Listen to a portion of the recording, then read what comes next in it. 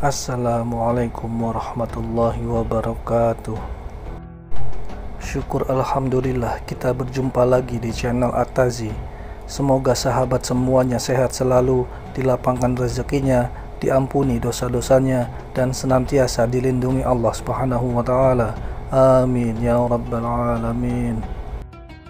Salawat dan salam semoga tercurah kepada Nabi Agung Muhammad sallallahu alaihi wasallam yang kita nanti-nantikan syafaatnya di yaumil qiyamah. Sebelum melanjutkan, dengan kerendahan hati saya mengajak sahabat semuanya untuk mendukung channel ini dengan menekan tombol subscribe, like, dan share ke orang terdekat agar mendapat juga manfaatnya. Terima kasih. Sahabat beriman yang dirahmati Allah, Sya'ban merupakan bulan ke-8 dalam penanggalan Hijriah.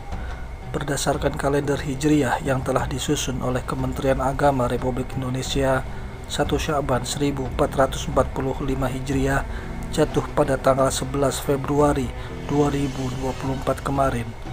Adapun jumlah hari di bulan Sya'ban ini adalah 30 hari. Sebelum memasuki bulan Ramadan, ada satu bulan yang juga memiliki banyak keistimewaan, yaitu bulan Sya'ban. Allah menjadikan bulan Sya'ban sebagai bulan yang istimewa karena terdapat banyak ibadah, keutamaan, dan peristiwa besar yang hanya terjadi di bulan tersebut. Tidak ada yang memanfaatkan bulan Sya'ban dengan amal-amal kebaikan kecuali selain orang yang bersungguh-sungguh mencari keridhaan Allah Subhanahu wa taala. Mengapa? Karena di bulan ini banyak orang yang tidak bersungguh-sungguh beribadah karena terletak di antara dua bulan yang mulia, yaitu Rajab dan Ramadan. Padahal di bulan inilah terdapat sebuah keutamaan yang bahkan Rasulullah Shallallahu Alaihi Wasallam bersungguh-sungguh mengerjakannya. Berikut sejumlah keistimewaan yang hanya ada pada bulan Sya'ban. Yang pertama yaitu bulan diangkatnya amal. Sya'ban adalah bulan diangkatnya amal kebaikan seluruh manusia selama 1 tahun ke hadapan Allah Subhanahu wa taala. Rasulullah Shallallahu alaihi wasallam bersabda, bulan Sya'ban adalah bulan di mana manusia mulai lalai, yaitu di antara bulan Rajab dan Ramadan. Bulan tersebut adalah bulan dinaikannya berbagai amalan kepada Allah, Rabb semesta alam.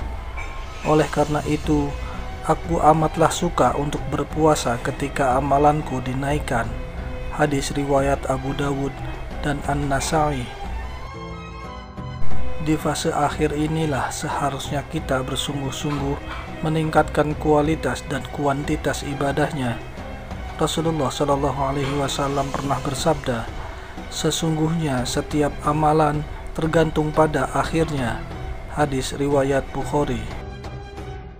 Az-Zarqani dalam Syarh Al-Muwatta mengatakan bahwa amalan akhir manusia itulah yang menjadi penentu, dan atas amalan itulah akan dibalas. Siapa yang beramal buruk lalu beramal baik, maka ia dinilai sebagai orang yang bertaubat. Yang kedua yaitu bulan berlimpahnya pahala dikala orang-orang lalai.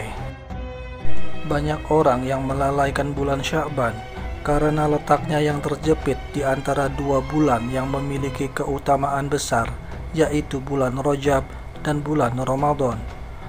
Padahal beribadah di waktu banyak orang yang sedang lalai memiliki keutamaan yang besar. Sebagaimana yang dikatakan oleh Rasulullah Shallallahu Alaihi Wasallam dalam sebuah hadis, beribadah di waktu haraj atau banyak manusia lalai, pahalanya seperti berhijrah kepadaku. Hadis riwayat Muslim.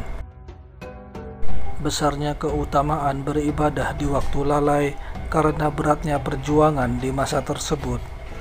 Menjalankan ibadah di tengah lingkungan yang turut menjalankan ibadah akan terasa mudah. Tapi bagaimana dengan ibadah di waktu banyak orang sedang lalai? Di waktu banyak orang yang lalai, disitulah ujian yang sesungguhnya. Di saat tidak banyak orang yang lihat, disitulah keimanan kita akan diuji. Maka dari itu, beribadah di masa banyak orang sedang lalai adalah sebuah keutamaan yang besar. Yang ketiga yaitu bulan persiapan menghadapi Ramadan. Sahabat, apa yang harus kita lakukan agar Ramadan menjadi rahmat bagi kita? Tentu dengan bersungguh-sungguh beribadah di bulan tersebut. Dalam Al-Quran, Allah menyatakan bahwa ibadah adalah sebuah perlombaan. Maka berlomba-lombalah dalam mengerjakan kebajikan atau ibadah. Quran Surat Al-Baqarah ayat 148. Tidak mungkin seseorang menang dalam sebuah perlombaan jika ia tidak mempersiapkan diri. Dengan membiasakan diri beribadah di bulan Sya'ban, maka di bulan Ramadan ia akan terbiasa untuk beribadah dengan giat. Yang keempat yaitu pindahnya kiblat. Kiblat adalah arah yang dituju kaum muslimin untuk melaksanakan sholat. Sebelum Ka'bah menjadi kiblat seperti saat ini, dahulu Masjidil Aqsa adalah kiblat pertama kali bagi kaum muslimin.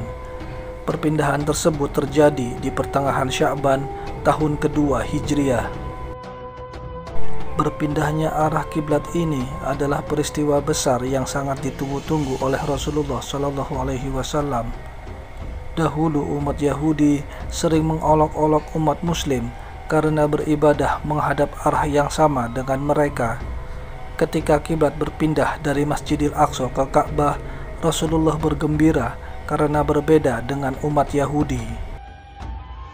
Keistimewaan yang kelima yaitu turunnya ayat tentang sholawat. Allah menjadikan Sya'ban sebagai bulan yang mulia, di antaranya dengan menurunkan ayat perintah untuk bersolawat pada bulan ini. Perintah tersebut tercantum dalam ayat berikut. Sesungguhnya Allah dan para malaikatnya bersolawat untuk Nabi. Hai orang-orang yang beriman, bersolawatlah kamu untuk Nabi dan ucapkanlah salam penghormatan kepadanya. Quran Surat Al-Ahzab ayat 56. Para ulama seperti Syekh Abdul Qadir Jailani menganjurkan umat Islam untuk memperbanyak sholawat kepada Nabi di bulan Sya'ban. Sholawat adalah bentuk penghormatan dan rasa cinta kita kepada Nabi yang telah berjasa menyebarkan dan mengajarkan agama Islam. Di antara keutamaan bagi orang yang sering bersolawat adalah dikumpulkan bersama Nabi di Yaumul Akhir. Sebagaimana dalam hadis berikut, manusia yang paling berhak bersamaku pada hari kiamat ialah yang paling banyak bersolawat kepadaku. Hadis riwayat Tirmidzi. Sahabat beriman yang dirahmati Allah, keistimewaan yang keenam yaitu bulannya pembaca Al-Quran. Bulan Sya'ban memiliki sebutan sebagai bulannya para pembaca Al-Quran. Di antara maknanya adalah bulan di mana pembaca-pembaca Al-Quran melakukan pemanasan untuk bulan Ramadan. Sahabat Anas radhiyallahu anhu berkata, kaum muslim ketika telah memasuki bulan Sya'ban, mereka mengambil mushaf-mushafnya kemudian membacanya. Mereka juga mengeluarkan zakat hartanya agar dapat membantu menguatkan orang fakir dan miskin untuk turut serta menunaikan puasa di bulan Ramadan. Yang ketujuh yaitu bulan memperbanyak puasa. Bulan Sya'ban adalah bulan di mana Rasulullah paling sering berpuasa di dalamnya selain di bulan Ramadan. Dari Aisyah radhiyallahu anha ia berkata, aku tidak pernah sama sekali melihat Rasulullah Shallallahu Alaihi Wasallam berpuasa secara sempurna sebulan penuh selain pada bulan Ramadan. Aku pun tidak pernah melihat beliau berpuasa yang lebih banyak daripada berpuasa di bulan Sya'ban. Hadis riwayat Bukhari. Di antara hikmah memperbanyak puasa di bulan Sya'ban adalah sebagai latihan agar terbiasa saat menjalankan ibadah puasa di bulan Ramadan, bulan di mana umat muslim berpuasa selama 1 bulan penuh. Keistimewaan terakhir yang ke-8 yaitu malam nisfu Sya'ban. Keistimewaan pada bulan Sya'ban lainnya terletak di pertengahan bulan yang disebut dengan nisfu Sya'ban. Nisfu Sya'ban berarti hari atau malam pertengahan bulan Sya'ban, yaitu pada tanggal 15 Sya'ban. Pada bulan ini, umat muslim dapat memperbanyak amalan dengan berpuasa dan menunaikan sholat malam. Seperti yang diriwayatkan dalam hadis berikut, Rasulullah SAW bersabda, "Jika tiba malam nisfu Sya'ban, maka sholatlah sunnah pada malam harinya, malam ke-15, dan berpuasalah sunnah pada siang harinya, hari ke-15." Hadis riwayat Ibnu Majah. Nisfu Sya'ban menjadi momen Allah Subhanahu wa Ta'ala mengampuni seluruh penduduk bumi, kecuali orang-orang yang berlaku syirik atau menduakan Allah Subhanahu wa Ta'ala dan menyimpan rasa dengki. Sahabat, itulah tadi 8 keistimewaan yang ada pada bulan Sya'ban. Hendaklah memperbanyak ibadah di bulan Sya'ban karena banyak keutamaan di dalamnya yang tidak dimiliki oleh bulan-bulan yang lain. Wallahu a'lam bishawab. Demikian yang bisa saya bagikan. Semoga bermanfaat bagi sahabat semua. Wassalamualaikum warahmatullahi wabarakatuh.